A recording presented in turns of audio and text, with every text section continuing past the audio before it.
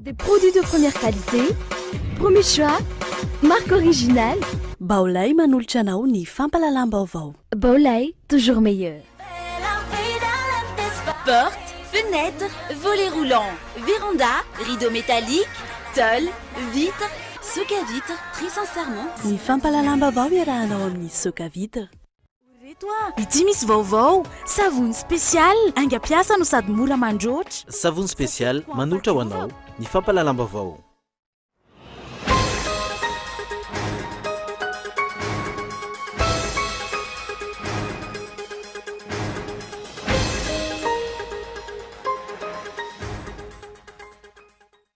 Mitsabaka amin'ny raharaha anatin'ny firenena malagasy ny vondrona afrikanina amin'ny filazany fa tsy tokony hiandry ny taona 2024 ho ireo mpanao politika.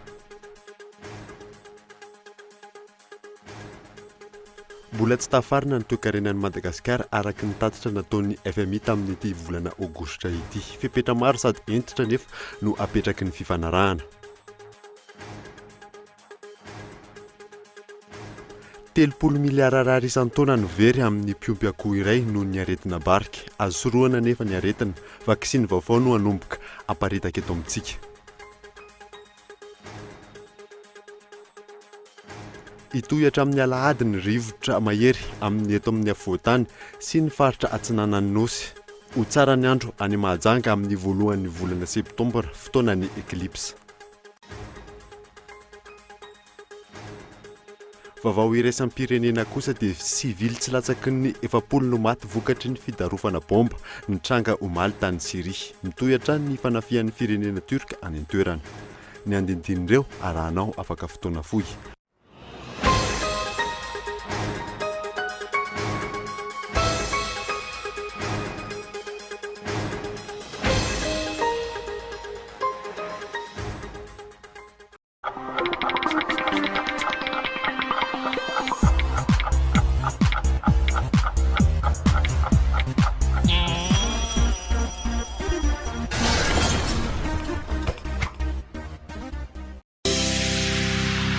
Ouvert sur un jardin tropical verdoyant, le Palm Beach Resort and Spa est un havre de paix dédié à la douceur, à la relaxation et à la sérénité absolue. C'est l'endroit parfait pour la famille pour passer un séjour en toute quiétude. Le Mango Spa, une large gamme de massages avec les produits naturels aux senteurs du pays, avec solarium, vous permettra de vous ressourcer et de vous revitaliser. Avec une plage dans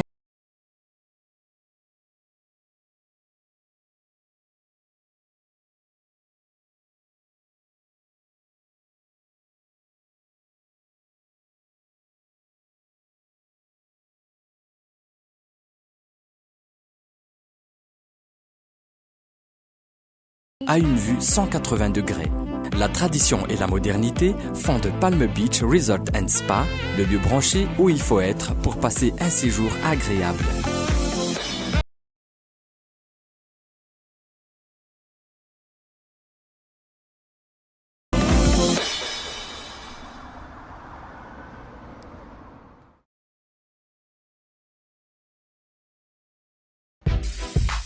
Tena milay raha misy toerana anoratako izay tiako rehetra. Message kely ho an'ny olo tiako, na hafatra kely ho anahy, toerana mba hifampizarana na koa mba hifalifaliana miaraka amin'ny akamo, toerana manaraka foana anaty finday orange. Mila mampiasa Facebook tsy manana iay ahafahako mikomanty, milike, michat nefa tsy mandovo. Raha anao Facebook maimaim-pony ianao dia tsy indroy ny hoe anohy raha vao mipotra izany famantarana ity ao ny findainao. Hipotra eo amin'ny faritra volomparasy ny famantarana fa manao Facebook maimaim-pony ianao dia izay Facebook Flex ahafahanao misafidy manao Facebook maimaim-pony na tsy Facebook maimaim-pony miaraka amin'ny Facebook Flex. Mahasana ny tontolo-piainanao Orange. Naturel Plus, extrait des meilleurs champs de tournesol d'Égypte. Naturel Plus, votre huile de tournesol raffinée 100% naturelle. Si vous préférez l'huile de soja, Spécial est fait pour vous. Issue des meilleurs champs de soja d'Égypte, Spécial est une huile de soja raffinée, riche en oméga 3 et en oméga 6, essentielle pour votre santé. Que vous préfériez notre huile de tournesol Naturel Plus ou notre huile de soja Spécial, nos huiles raffinées sont 100% sans cholestérol. Naturel Plus et Spécial, vos huiles raffinées pour des plats délicieux et une bonne santé.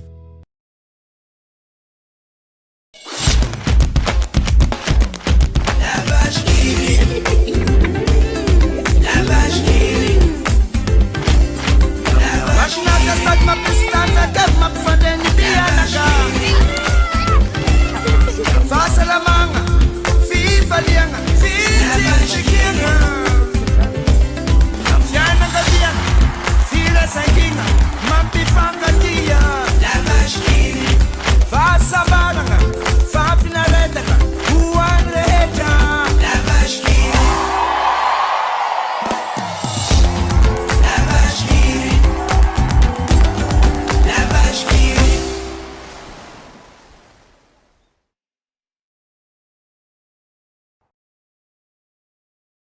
Quelle fourniture scolaire te donne plus de sensations et te motive à travailler? Des crayons robustes avec des mines résistantes, faciles à tailler et qui donnent de la couleur à ta vie. Des designs innovants avec des petits gadgets marrants qui vous font tourner la tête. Des matières ergonomiques et flexibles qui se plient à votre volonté. Des fournitures performantes et pratiques qui t'accompagnent tout au long de l'année. Maped, le leader mondial des fournitures scolaires. Maped est une marque déposée. Attention, contrefaçon. Maped. Tungasu est un magasin Vaovao, Vaovao Center. Découvrez tout l'univers des produits high-tech, informatique, électroménager, décoration et aussi des articles particulièrement intéressants qui conviendront à toute la famille, que ce soit pour femmes, hommes ou pour les enfants. Pour vous accompagner dans vos choix, nous mettons en avant le meilleur des grandes marques pas chères. Vaovao Center et wapitani EPPR na la kely. Mbola misy kosa stand Aout fa atsony laharana 033 37 968 88.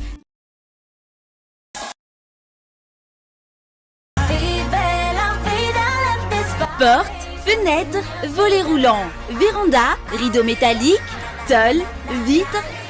Soca Vitres, fabricant poseur et spécialiste de pliage de tôles et bien d'autres, vous propose un large choix pour tous vos projets de construction ou de rénovation. Elle fabrique sur mesure toutes vos menuiseries alu à prix d'usine. Alors qu'attendez-vous? Venez nous voir à Andouta Penok ou sur notre site internet. Soca Vitres, très sincèrement à votre service.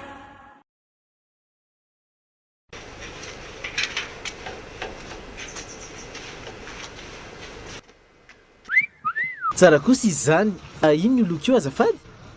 Primokat io ramsa. Aiza no aza ahitana an'io? Ahitana azy daholo ny quincaillerie rehetra izay mahazatra anao. Sura mihitsy amin'ilay lavako azy. Merci e. Ono misy an'le primokat io ato aminareo? Ie, misy ka. Amin'ilay inona ny tindra amsi? Za manko mila mandoko vavahady ary mila maromaro mihitsy. Misy sady misy amin'ilay eto amin'ny vitsara io. Sady mora le izy.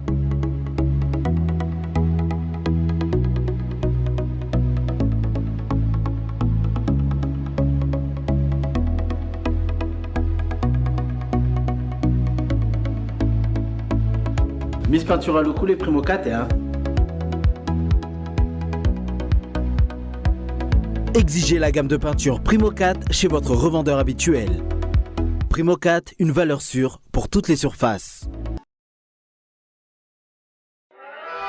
Bijouterie Santia, mividy volamena, manamboatra ny simba sy manefy firavaka vaovao, na volamena, na volafotsy.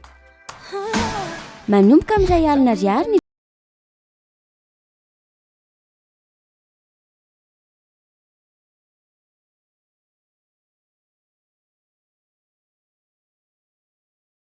Bijouterie Santia, immeuble Arena, Antanmen, box 37, téléphone 033 18 544 04.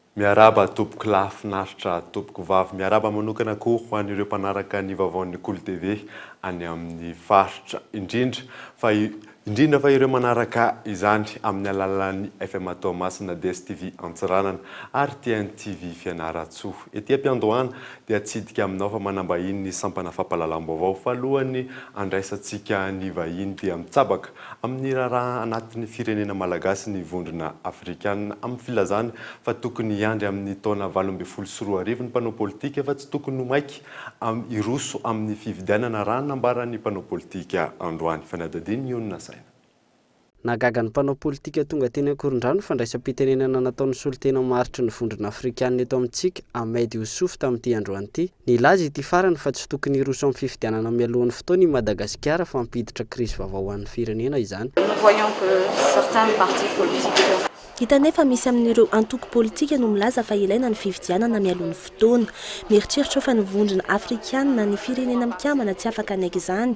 Tsy tokony iverina intsony any aorianany ny firenena, tokony androso ny firenena ary nisy fepotona nomenan'ny filoham-panjakana tokony ho hajaina izany.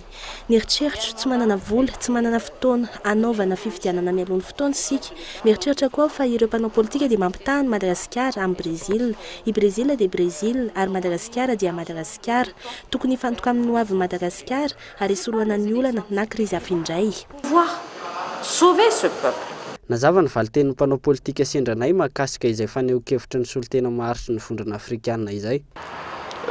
Mahavariana kely fotsiny hoe isaky ny misy krizy eto amintsika dia tsy jerenina le fototry ny krizy hoe nisy mauvaise gouvernance, nisy fahadisom-pana tenana teo amin'ny vahoaka noho ny fitantanana nataon'ny mpitondra. Ary zay fahadisom-pana tenana zay miteraka fahavoazana eo amin'ny fiainam-bahoaka sy eo amin'ny toe-karena izay no miteraka ny zavatra nitranga teto fa tsy adalan'ny vahoaka malagasy ny nisininy tamin'ny 47, 72, 91, 2002 na 2009. Zay tsy maintsy jereny zay zavatra zay. Ary raha mitranga indray ny krizy ankehitriny dia mitovy amin'ireny ihany no antony mampiteraka ny krizy. Fa tsy ny vahiny akory mibaiko ka heritreritra hoe ny malagasy dia karazana sanatria mivava tsy zay ny vavana voaka teo fa za fotsiny miteny hoe ny malagasy sanatria singombya ka tsy mitovy leny tamin'ny olona brésiliana samy olombelona mitovy zo ny olona rehetrarehetra ka tsy ny hafa ny teny hoe nareo malagasy aza mampitovy ny tokony hampitoviana akory fa olombelona isika ny mahalala ny mahamety tsy mahamety an'ity Madagasikara. Ho an'ny mpanao politika, fitsabana amin'ny raharaha anatin'ny Madagasikara no nataon'ny solotena maharitra ny vondrona afrikanina Ahmed Youssouf iny. Ny fanatanterana ny fifidianana mialohan'ny fotoana dia fanapa-kevitry ny malagasy irery ihany ny anatanterana izany. Tsy mahavita ny asa izay nampandraketan'ny lalam-pandrenana azy ny mpitondra, antony takian'ny mpanao politika sy ny olon-tsotra maro izany fifidianana mialohan'ny fotoana izany. Mijaly ny vahoaka ka tsy afaka hiandry ny taona 2024 intsony. Mbola tsy tanteraka ny tondrozotra nataon'ny malagasy ny tamin'ny vanim-potoana ny tetezamita hatramin'izao raha ny nambaran'ny solotena maharitry ny birao ny vondrona afrikana tamin'ity androany ity. Fanampanazavana. Nous savons que la feuille de route n'est pas encore intégralement appliquée, mais en œuvre, il y a des aspects. Fantatra efa ny tondrozotra dia mbola tsy tanteraka avokoa. Fantatra efa ny fanampiana ireo ny araham-boana izay tokony ho tanterahan'ny gouvernemanta izay anampiana ireo ny araham-boana tamin'ny 2025 sy 2024 dia mbola tsy misy hatramin'izao. Ny fanohizana sy ny fanatanterahana ny fampiavanam-pirenena izay fantatsika fa voasoratra ao anatin'ny tondrozotra. Efa nisy nataon'ireo mpitondra fiangonana fa tsy tonga hatramin'ny farany izany ary fantatsika ireny dinika ireny dia niteraka olana hafa indray. Et nous savons même que ces assises ont pu créer d'autres problèmes. Anatanteraka dinika nasionaly kosa ny DFP na ny dinika ho an'ny fanavotam-pirenena amin'ny volana septambra ho avy izao. Entina hijerena ny vahaolana manoloana ny tsy mety rehetra eto amin'ny firenena. Fanadadiny mianta Randrianaivo. Tafalatsaka anatin'ny fahantrana tanteraka Madagasikara, antony sy nihetsika sy fitokonana maro samihafa tato anatin'ny volana maro. Manjaka ny kolikoly, ny tsy fanajana ny zom-piasa manao fitakiana, ny fandikan-dalàna amin'ny sehatra maro samihafa. Izay no nijoroan'ny sendika maro samihafa raha ny fanazavany Ratolo-Janahary Maravo androany. Entin'ny fitondram-panjakana anankonana ny tsy mety rehetra eto amin'ny firenena, ny nahazahoana ny FEC na ny facilité élargie de crédit raha ny fanazavana. Tsy voava zao olana zao. Te aloko mantsy mifanjakana hoe nazo légitimité amin'ny déblocage n'Afrique. Ny déblocage n'Afrique tsy manafaka na kely aza ny olana misy eto amin'ny firenena. Tsisy tsono zany tantandalana zany very. Zon'olombelona tsisy tsono zany eto. Zay mahatonga anay hoe izahay dia miainga amin'ireo principes fondamentaux. Zay lazain'ireo firenena ireo communauté internationale hoe aiza ny bonne gouvernance, aiza ny état de droit, aiza ny liberté d'expression, aiza ny zon'olombelona, aiza ny fanajana ny propriété privée individuelle. Tsisy an'izany angeto fa robarobain'ny olona tonga eto androany manome vola mpitondra dia ireo lasa ny tompony tany. Araka izany isy ny dinika ho ataon'ny DFP na ny dinika ho an'ny fanavotam-pirenena amin'ny tapan'ny volana septambra ho avy izao. Teboka maro no resahana amin'izany. Ho jerena ihany koa ireo laharam-pamena sy ny vahaolana ho an'ny Madagasikara. Avy ety amin'ny fohibelo, zay vao midina avy hatrany. Efa misy comité, misy bureau régional manangana an'ireo dinika régional any amin'ny faritra ireo zany zao. Ary tsara marina fa toy ny fifanatoana atao amin'ny assemblée leader de changement eto amin'ny firenena efa vonona zany zay mity herinandro ity fa handravona ny ezaka rehetrarehetra zay atao izy hay mpitarika rehetrarehetra na mitsangana ary malagasy io na rodobe io na ny ACS io na zay eo amin'ny DFP io na amin'ny AFP io ivondrana izahay amin'ny fanatanterahana an'ity dinika fanafodam-pirenena ty itoy any amin'ny faritra ny dinika orinio ary andray anjara amin'izany avokoa ireo fikambanana maro izy ihany koa ny fanasana ny fitondram-panjakana hiarahanao ny dinika raha ny fanazavana trany tontolon'ny politika izay hatrany dia manohana ny tolona ataon'ny hetsika mitsangana ary malagasy ny olon-tsotra izay nanontanianay androany tokony hametra-pialana ny filoham-pirenena satria tsy tanteraka ny fampanantenana nomeny ny vahoaka fanadadiany Mikael Armarola. Leo ny zava-misy eto amin'ny tany sy ny firenena ny olon-tsotra izay nanaovana fanadadiana androany tsy misy fiantraikany eo amin'ny fiainana andavanandro ny ataon'ny mpitondra betsaka ny fampanantenana omeny izy ireo nefa tsy misy tanteraka mafy ny fahasahiranana mahazo azy ireo raha mbola mitoy izao toetra raha izao. Karotaona sy tapany aloha zao ny fitondrana dia tsy ohatrany tsy hitako zany fiovany fa ny any ambanivohitra angambany tsy fantatro satria ny eto andrenivohitra zany ohatrany mbola tsy dia misy loatra ny fiovany le izy. Le fiantraikany aty amin'ny vahoaka zany mbola tsy dia misy. Ka zay moa ny safidin'le olona zany samy manana ny safidiny fa ny filoha zany manana eritreritra izy hoe mahavita zavatra izy. Fa ny le aty amin'ny mpanohatra zany mieritreritra hoe tsy mahavita zavatra izy. Dia zay tsy hita hoe ahoana ny andraisana an'le izy. Mahavita izy aloha. Da tonga dia resahako maro mihitsy tsy mahavita izy. Ohatrany kobaka mava fotsiny. Tsy be dia be mihitsy. Be dia be mihitsy. Na ny sakafo hoan'le olona raha amin'izao tena zara fa mihinan-kanina ny olona anatin'ny tena sahako milaza an'io fa anatin'ny iray andro misy olona tsy mihinan-kanina fa tsy indray mandeha. Amin'ny rivo izy vao mihinan-kanina ny olona. Amin'izao. Manohana tanteraka ny hetsika mitsangana ary malagasy ny olon-tsotra mitovy ny tandrona tratrarina ny fialan'ny filoham-pirenena izay tsy mahavita mampandroso ny firenena. Ho an'ny antoko KFM kosa ny fikatsahana ny fiarovana ny tombontsoany rehetra no tokony ataon'ny filoham-pirenena fa tsy miaro ny tombontsoan'ny olombitsy. Mazava ny fitakiana toy ireny matoa misy ny fiarahampanao politika maro izay mivondrona amin'izany hetsika izany. Ka iny moa zany dia mazava loatra le zavatra voalaza teo hoe mangataka ny filoham-pirenena ametraka ny fialany aingana. Ny antony dia mazava koa noho izao toetra raha zany hoe efa loza miatra amin'ny Madagasikara zao. Raha ohatra tokoa moa zany ny filoham-pirenena ka miaina dia mazava hoe izay ny tsara indrindra ka ny fifampiresahana io dia ny fifampiresahana fampitsaharana an'izao fitondrana izao fa tsy hoe fifampiresahana andamidaminandresaka mba hijanonana eo amin'ny fitondrana tsy izay mihitsy ny dikan'ireny hetsika rehetrarehetra reny fa fampitsaharana zao loza miata amin'ny firenena izao. Ny asabotsy lasa teo nampiseho ny heriny ny hetsika mitsangana ary malagasy tao andrefana monjanahary mafy ny hetsika raha toa ka tsy misy miaino sy tsy mamaly ny mpitondra. Araky ny efa nambara teny am-piandohana dia manambahiny ny sampana fampalam-baovao amin'ity alina ity tsy zany fa maître Willy Razafinjato fantatry ny besin'ny maro amin'ny anarana hoe maître Olala miarabanao tonga soa eto amin'ny sampana fampalam-baovao maître fanontaniana voalohany apetrako aminao dia mamainy toetra politika amintsika amin'ny teny izao hitantsika izao fa maro ireo fitakiana fametra-pialana ho an'ny filoham-pirenena ataon'ireo fikambanana na antoko politika maromaro ohatra kaiky indrindra zao tamin'ny sabotsy lasa teo ahoana ny hevitra amin'ireny fitakiana ireny. Miarahaba mpanajana sy ampitiavana anareo koa ny tena koa izay nanasana androany ary feny fitiavana ihany koa ny mpijery sy mpanaraka ny Kolo TV. Mafana tokoa izy ianao raha politika zany efa mieritreritra fa tsy ny politika ihany ny mafana fa ny fiainan'ny vahoaka mihitsy ny mafana ohatra ny doran'ny afo ny vahoaka amin'izao fotoana izao satria raha ohatra tonga ary ny avy ny asa tany an-talasa sambava ny tenako zay toerana verina fa hoe manan-karena mikaikaika doadoly ny olotetrany vao mahita ny tena dia ny hoe ahoana mety raha ty zavatra ty ahoana mety raha mba vonjeo firenena sy raha zao vonjeko amin'ino ao ty firenena ty zany manam-pahefana. Dikan'izay zany dia tsy miaina intsony le olona fa mangely firy izy ao amin'ny sakafo hohaniny, mangely firy izy ao amin'ny fahasalamany, mangely firy izy eo amin'ny le sécurité iainan'le olona, mangely firy izy amin'ny fianarany zany satria vidy kahidy amin'izao fotoana izany tsy manam-bola le olona, mangely firy amin'ny zavatra rehetra mihitsy.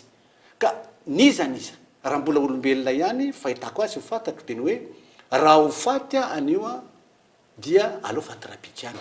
Ary misy koa nefa ny teny farisay dia milaza fa hoe je n'ai rien à perdre.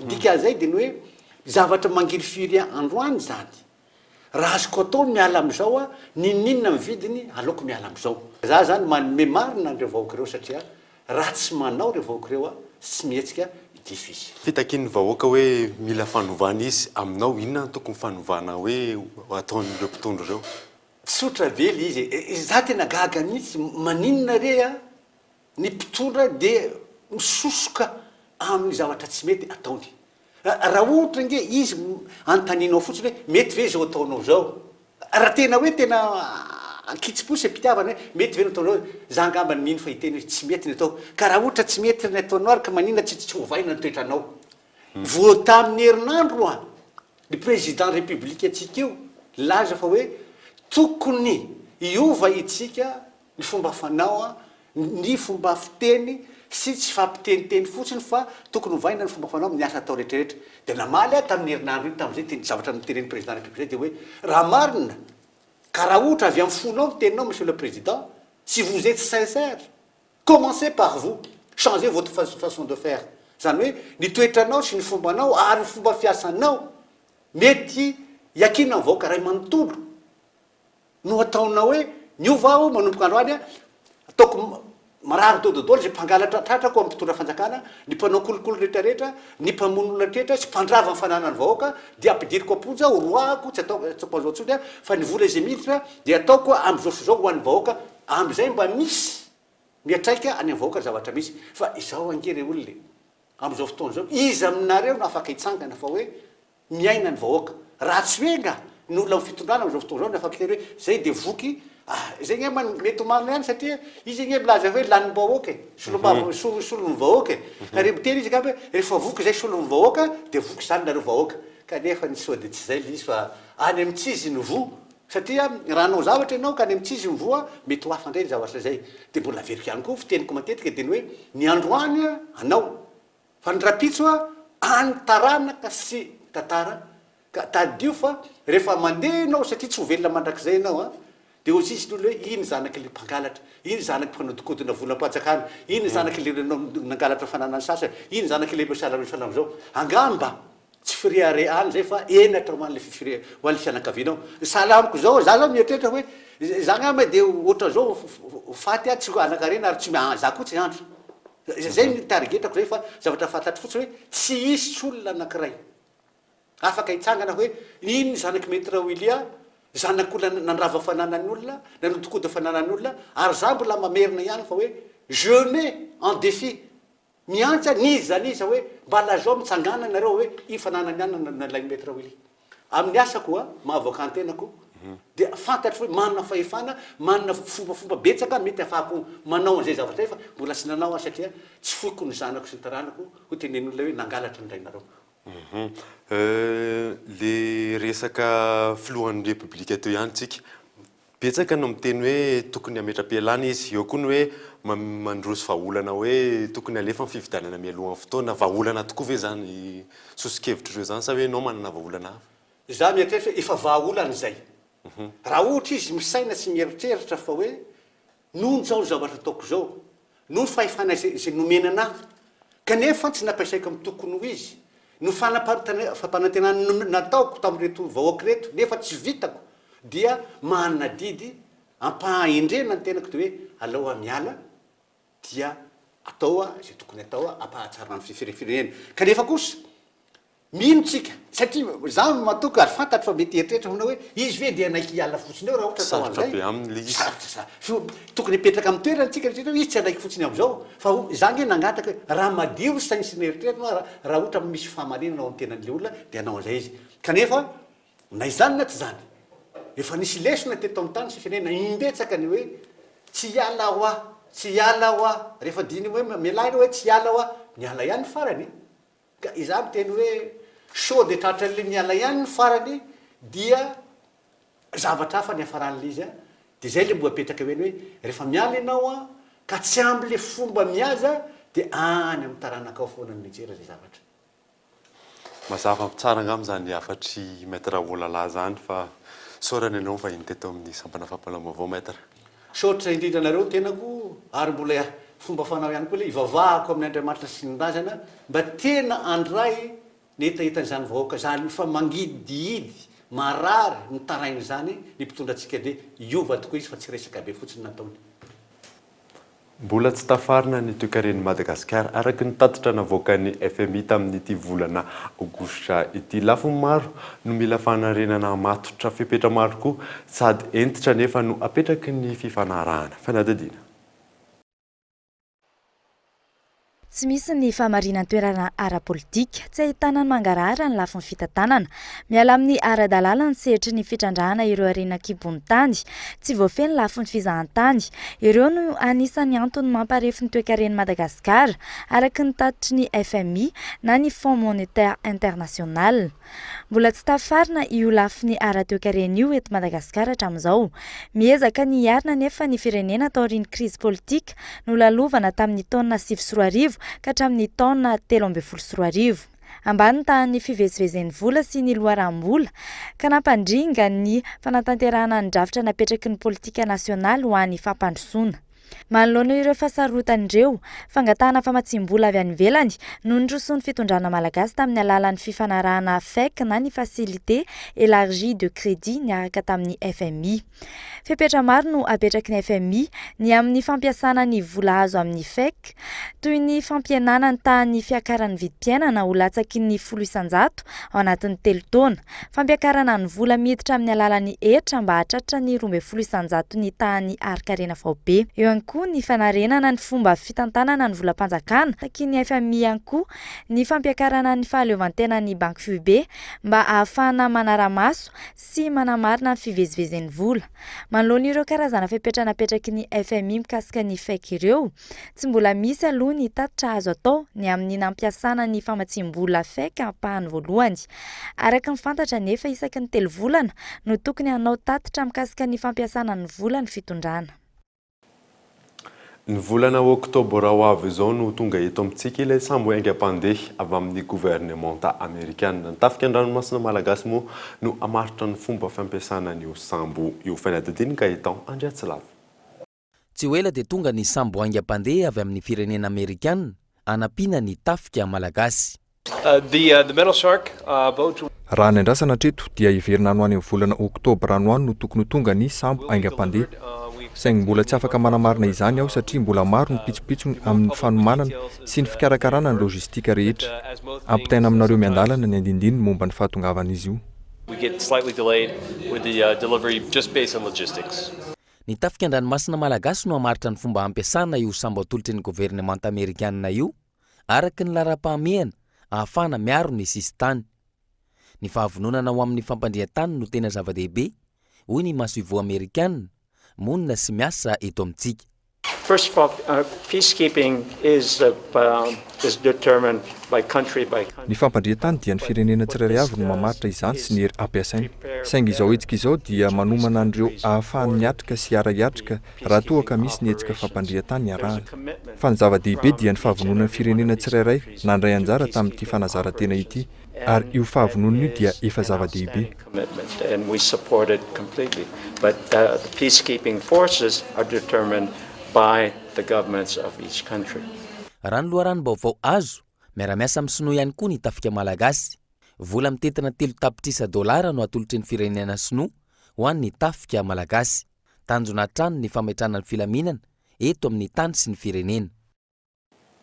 Lafim-baovao hafa kosa indray dia ao anatin'ireo firenena 5 izay voakasiky ny tsy fihintsakafo i Madagasikara raha ny tatitra navoakan'ny UNICEF. Ny 10,100 ny izany any amin'ny faritra Analamanga sy Vakinankaratra. Fanadadiny narindra Randrianomanana.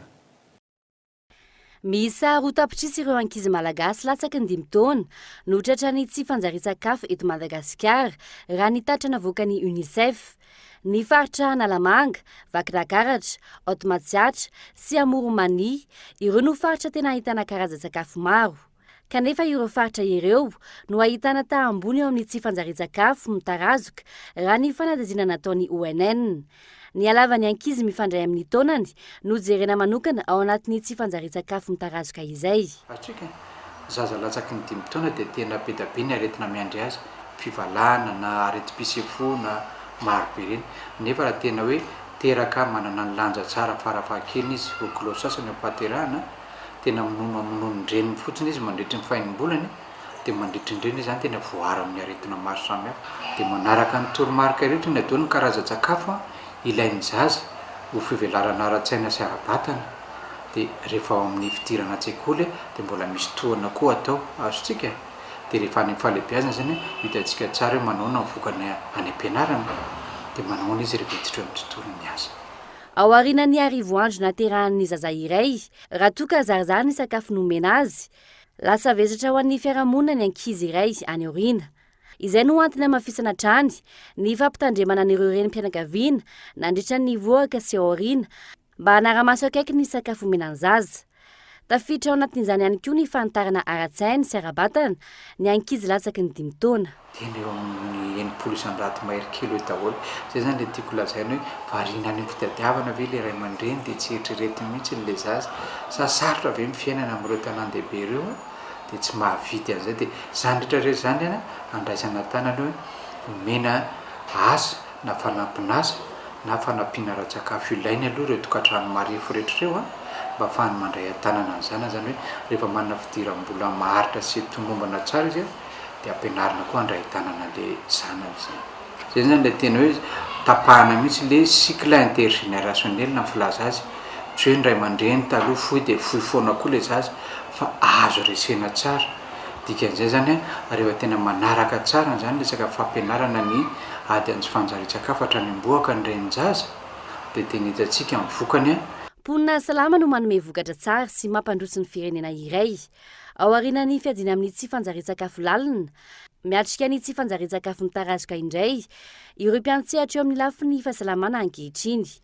Antony fametrahana ny drafitra entina iadiana amin'ny tsy fanjari-tsakafo mitarazoka, ny firenena malagasy amin'izao fotoana izao mba ahafahana mahatratra ny tanjony fampandrosoana maharitra.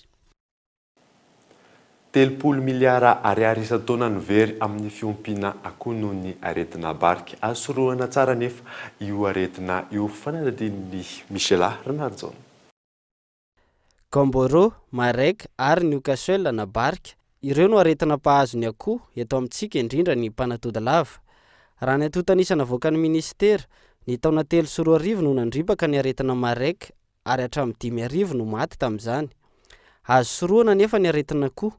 Vaksiny vaovao no fantatra fa haparitaka eto amintsika idina amin'izany aretina mpahazo ny akoho izany. Zay ny antony araky ny teniko hoe zay ny antony nanaovana nyty eto noho ny fananany Madagasikara laboratoire fikarohana ihany iria Mpandrinomby ao amin'ny vavety ary tena misy ny fikarohana matoa misy andreo voka-pikarohana zay teneniko hoe fa naparitaka any vavatena eran'ny faritra amorona maro be zany le vokatry ny fikarohana ary ny vavety sy ny pikaroka no mamatsy ny vaksiny ho andreo any amin'ny ministère de l'élevage ohatra zany vaksiny vaovao efa miparitaka eto amintsika natomboka atao vavatena izy le vaksine koa vaovao sy misy vaksine kisoa zay efa paritaka amin'ny tany amin'ny faritra vavatena dia ny faritra Moromanindry indrindra dia ianika zany izy efa amperiny mihitsy fa mbola efa ampizarany aby koa zay zavatra zay sady tsy maintsy misy hafa araky ny teninao koa.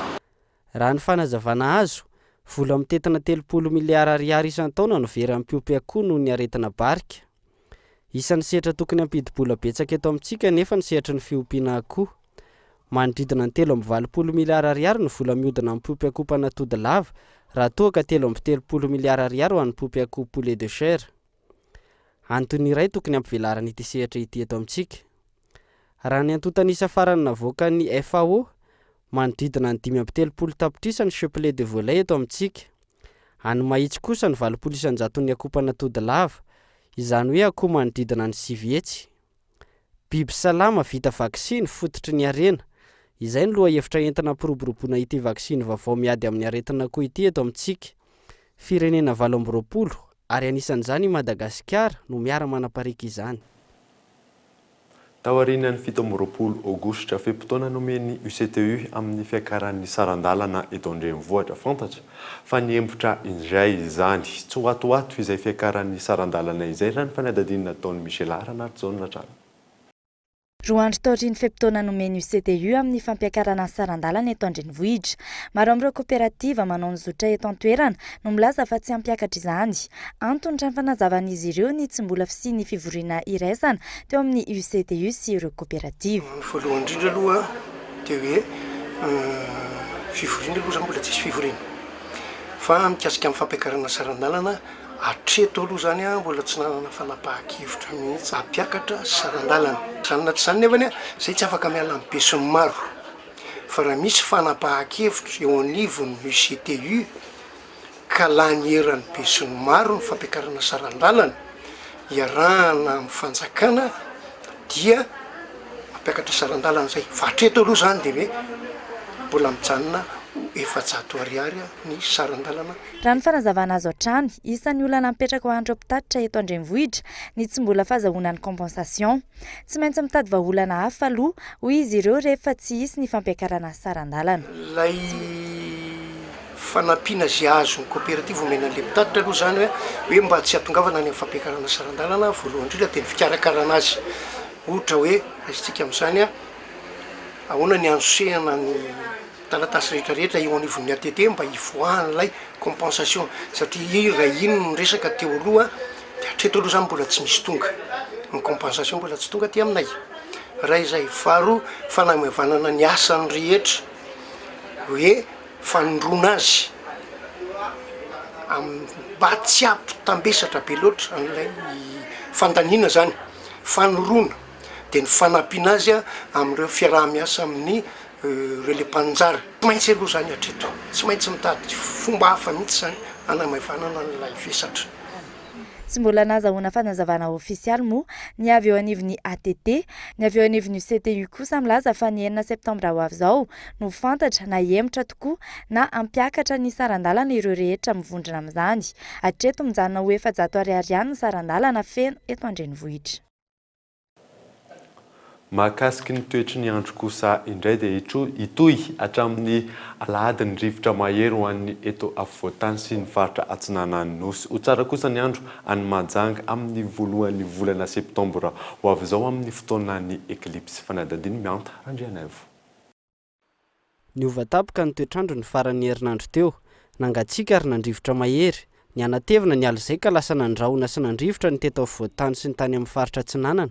Mety hahatratratra amin'ny 20 kilometatra isan'ora ny tafio-drivotra hoentiny amin'ity herinandro ity. Tsy tokony atao kosa ny manjona morontsiraka avaratra andrefana. Iangaviana zany tsy handrika amin'ny reto faritra ireto tsika dia ny morontsiraka avaratra andrefana. Zany hoe Nosy sy ny tendrony avaratra iny ary ny morontsiraka atsinanana ray manontolo zany dia tena ahery be ny ranomasina. Ary aty amin'ny morontsiraka atsimo andrefana zany dia tena iangaviana tsy handrika mihitsy satria tena mafy tokoa ny rivotra amin'ireo faritra ireo. Etsy ankilan'izay, tsy ho tsara ny andro any Tomasina amin'ny fotoanan'ny éclipse ny 2 septambra ho avy izao. Hisy ny fahatakonana noho ny andian-drahona amin'io fotoana io, ho tsara ny andro amin'ny Mahajanga. Mbola ao anatin'izay vinavina andro ratsy zay zany ny ilany atsinanana iny. Dia ho an'ny faritra Tomasina iny zany dia tsy dia tsara loatra zany ny fahitana ny éclipse amin'io satria misy ny andian-drahona. Fa ny torohevitra dia mikisaka kely makany amin'ny faritra Boeny zany, Mahajanga zany no ahitana akafizana ny éclipse tsaratsara kokoa raha ny vinavina eto amin'ny ataona eto zany. Any Mahajanga no mahita tsara ny éclipse ary ho tsara ihany koa ny andro. Antony mampiakatra ny fiaviany mpitsangatsangana any an-toerana. Tsy ahivana fa tamin'ny taona 2020 no nisy éclipse farany ary amin'ny taona 2024 indray vao iverina izany. Fokotany maro eto Andrenivohitra no mbola miaina amin'ny fahatapahan-drano. Tafakatra hatramin'ny 200 ariary ny vidin'ny rano iray bidon raha ny fanadadiana ataon'i Mikael Ramalona. Aman-taonany ny faritra maro eto Andrenivohitra misedra olana amin'ny resaka rano fisotro, indrindra ny faritra Iva. Ho an'ny fokotany atao madinika atsalovana manokana ohatra, ora 2 na 3 isa-maraina ny rano no mandeha. Mijaly rano ny poniny eny, mitaraina izy ireo. Noho izay antony izay tafiakatra hatramin'ny 500 ariary hatramin'ny 200 ariary ny vidin'ny rano iray bidon. Vidiny izay ataon'ireo mpatsaka mahasamy lahatra manomboka hatramin'ny maraina. Ho an'ireo izay tsy mahavita mividy izany kosa, manomboka amin'ny 9 maraina izy ireo no mampilahatra ny bidon ary ny ampitso no alaina ny rano. Fandehan'ny rano eto zany le vao maraina be amin'ny 2 amin'ny 3 iny ary zay dia efa eto dia mandeha be izy amin'iny fa vao mipaika zany amin'ny 9 latsaka dia efa tapaka ny paopy tsy mandeha intsony. Maraina ohatran'ny efa elaela kely any zay dia avy any amin'ny jirama mihitsy no mahatonga an'ilay paopy tapatapaka. Ny olona minainaina be amin'ilay tsy mahazo rano. Manomboka amin'ny raha amin'ny 5 zao mandahatra bidô dia raha amin'ny 2 alina vao mahazo rano. Amin'ny 5 maraina mandahatra dia raha amin'ny 2 alina vao mahazo amin'ilay pression an'ilay rano kely be. Nenay tsy matsatsa-be ny bidô anay fa eo amin'ny 5 eo. Resaka rano ny fijaliana ty dia zao isan'andro ty dia zao. Io zao maty ny paopy dia tsy fantatry hoe amin'ny 4 alina indray vao mandeha dia amin'ny alina vao maka rano. Misy foana amin'ny fitarainana fa tsy mbola nisy valiny aloha hatramin'izao hoe anona fa dia fijaliana amin'ny rano zany dia tena jaly ety aminay ety. Tena mandeha kely ohatrany hoe pipi atsaka ireny no fandehan'ny paopy io dia nefa dia tapaka indray dia amin'ny 2 alina izay vao afaka eto. Amin'ny 2 maraina koa nefa dia efa mandahatra dia amin'ny 2 vao afaka eto satria samy hafa ilay mpiandry paopy. 3 volana laza izay nidina tetỳ an-toerana ny solotenan'ny ministeran'ny rano. Hatreto anefa tsy misy fiovana hita eny anivon'ny fokontany araka ny fanazavan'ny sefy fokontany. Mitombo isatrany ny mponina saingy ny foto-drafitrasa tsy maharaka ny filan'izy ireo. Dia lasa miteraka olana be zany ety ambany tanàna le ety amin'ny faritra misy anay le momban'ny resaka paopy.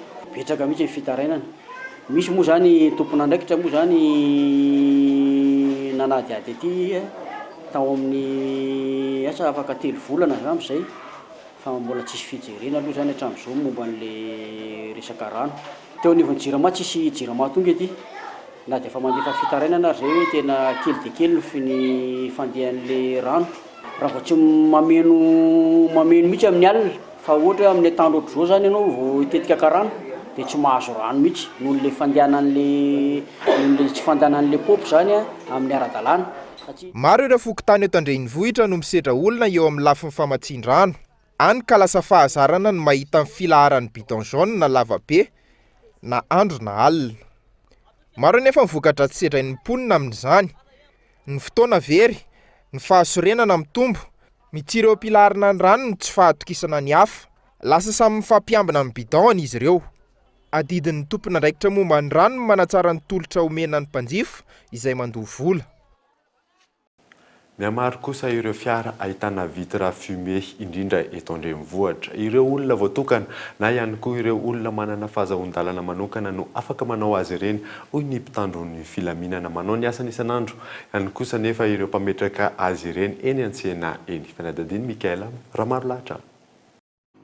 Tato anatin'ny volana maromaro izay ny tombo tsy misy toy izany ny fametahana ny vitre fumée amin'ny fiara raha ny fanadadina. Ireo olon-tsotra no tena maro manao izany ary ny fiara tsy mataho-dalana no tena betsaka manao izany. Fiarovana ny entana misy na apetraka ao anaty fiara amin'ny ankapobeny no antony anaovan'ny olon-tsotra izany.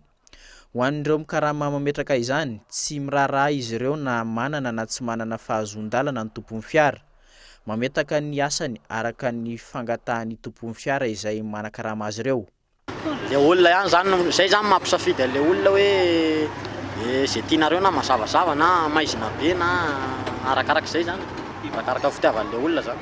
Ny prix ve mitovy ihany amin'izay? Ny prix mitovy ihany raha ohatra hoe complet izy dia mitovy ihany ny prix. Izy aloha zany izay dia mametaka fotsiny aloha ny asanay zany sy mivarotra fa iny indray zany ho an'le olona zay tsy haiko izay fanarahany ihany zany izay mivarotra dia miasa. Tamin'ny tena ohatran'ny tsy voafetra aloha ohatran'ny mitovitovy daholo ihany aloha zany ohatran'ny varotako teto aloha zany dia ohatran'ny mitovitovy daholo ihany hoe isan'andro zany ohatra hoe manao anankiroa na 3 indraindray tsy manao mihitsy ao anatin'ny herinandro ohatr'izay. Fampiarana ny lalàna velona kosa no ataony eo anivon'ny polis-pirenena amin'ny fitadiavana ny fahazon-dalana amin'izany. Ny manam-pahefana sy ireo anivon'ny maso ivony tsy mila fahazon-dalana amin'izany. Ankoatr'izay, tsy maintsy manana ny fahazon-dalana izay rehetra mikasa ny ametaka vitre fumée.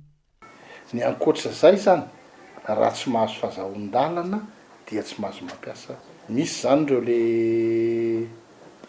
fiarakodia fa tena hatrany ivelany mihitsy le vitrany nefa vitre fumée dia rehefa mitsara tomobile izy dia efa misy manoro azy any hoe reto ny fahazahoan-dalana ampiasan'ilay izy. Misy ndray ohatra hoe manatona mpitandro filaminana izy noho ny antony manokana tsy maintsy ampiasany an'ilay vitre fumée dia misy ny fahazahoan-dalana azo omena azy. Fa akoatr'izay voararana lalàna mampiasa vitre fumée. Ny didim-panjakana izay mitondra ny laharana 2,700 tamin'ny 9 janoary 7 sy ny laharana 7,720 tsipika 7 ny 9 jolay 7 no feny fampiasana fitaratra miloko mainty io. Ny fampiaran'io lalàna no ambety tenin'ny mpitandro ny filaminana. Miamitombo hatrany ireo fiara ahitana izany. Tsy fantatra intsony na manam-pahefana na olon-tsotra no tompon'ny fiara.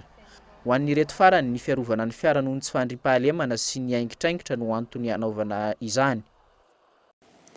Vaovao iraisam-pirenena kosa indray dia sivily tsy latsaky ny 7 no maty vokatry ny fidarofana bomba nitranga omaly tany Syrie. Mitohatra moa ny fanafihan'ny firenena Turka any an-toerany fanadinina eo amin'ny sarany France 24. Manohy ny fanafiana hatrany Turkia manoloana ny ady amin'ny fanjakana islamika any Syria. Ady hatrany rotonta manoloana ny fantaran'ny fanjakana islamika an'ireo faritra fehezina any Syria. Namoaka tatitra ny fikambanana tsy miankina iray fa tsy latsaky ny 7 ireo sivily maty. Nandritra ny fanafiana nitranga ny alahady lasa teo. Mahery ny 7 ireo naratra mafy tao anatin'izany. Raha misy 10 ireo kurda lava ny tafika Turka izay. Misy 20 ireo tanàna voadariko ny bomba omaly ka izao nafatesan'olon-tsotra izao. Ny amafy ny fivandonana tany atsimon'ny Syria nanomboka ny herinandro lasa teo. Miaramila iray avy amin'ny tafika Turka no maty ny sabotsy lasa teo, andro ny atombohan'ny fivandonana tany Syria. Nanamafy hatrany ny Flo Erdogan nandritra ny fandalovany tany Gaziantep fa tanjona hatrany ny fanafoanana tanteraka ny asa fampiroroana. Anio hatrany ny fanafiana ny Syria sy Irak ny tafika Turka araka ny fanambarany hatrany. Voasikajy ao anatin'izany ihany koa ny Kurd ho an'ny Flo Erdogan manokana. Raha tsy ivina, herinandro lasa izay olona 550 no maty vokatry ny fipoahana ny tranga tany Gaziantep nandritra ny lanonana iray. Nanambara hatrany ny Flo Turk fa ny fanjakana islamika no tompon'antoka tamin'izany. Alohan'ny sarana dia averina aminao ireo vaovao nisongadina tamin'ity androany ity. Tsabaka amin'ny raharaha anatin'ny firenena malagasy ny vondrona afrikanina hoy ireo mpanao politika. 30 miliara ariary isan-taona no vola very amin'ny fiompiana akoho noho ny aretina abariky. Azo sorohana tsara nefa io aretina io. Itohatra amin'ny alahady iny rivotra be mahery izay hitantsika androany iny ho an'ny eto afovoantany sy any amin'ny faritra atsinanan'ny nosy. Dia izay namarana ny fampahalalam-baovaontsika tamin'ity alina ity. Nankasitrany ianao nanaraka izany hatramin'ny farany. Soava mandry tompoko.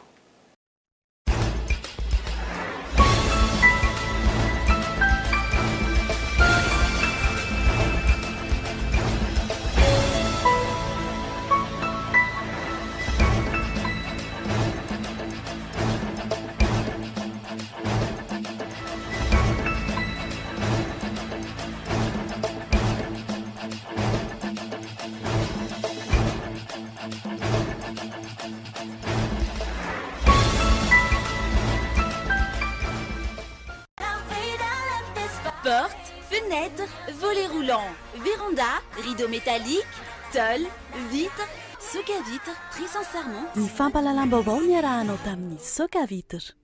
Des produits de première qualité, premier choix, marque originale. Baolay nanolotra anao teo ny fampahalalam-baovao. Baolay, toujours meilleur. Ity misy vaovao, savony spécial, aingam-piasa no sady mora mandroatra. Ny vaovao dia nankafizinao niaraka tamin'ny savony spécial.